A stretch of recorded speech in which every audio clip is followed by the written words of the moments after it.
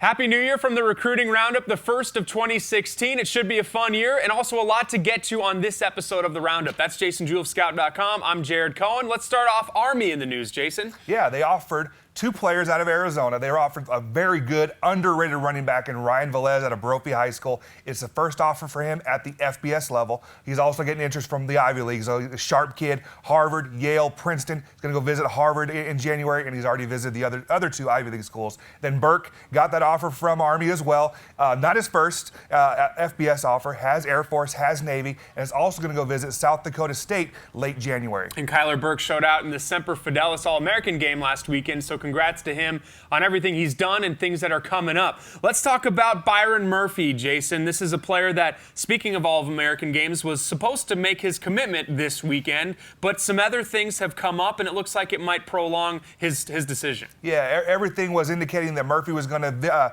commit at the U.S. Army All-America game and choose between Washington, Texas A&M, and Arizona State.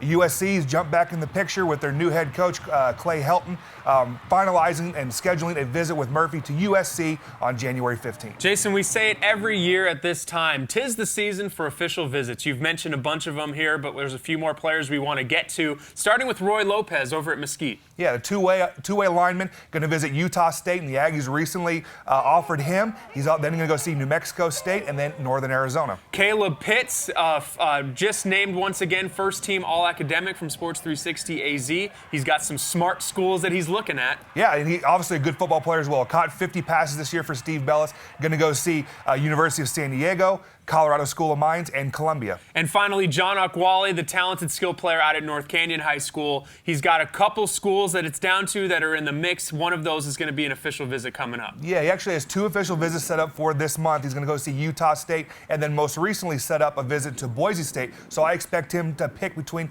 those two Mountain West programs. And finally, Jason, we really like to talk about the JUCO players. We talked about Wesley Payne. He went the JUCO route out of high school out of Mountain Point. He committed to Oregon State. Now his brother is following a similar path. Yeah, so Landry, a little bit different path. He goes to Mesa Community College after he left Mountain Point.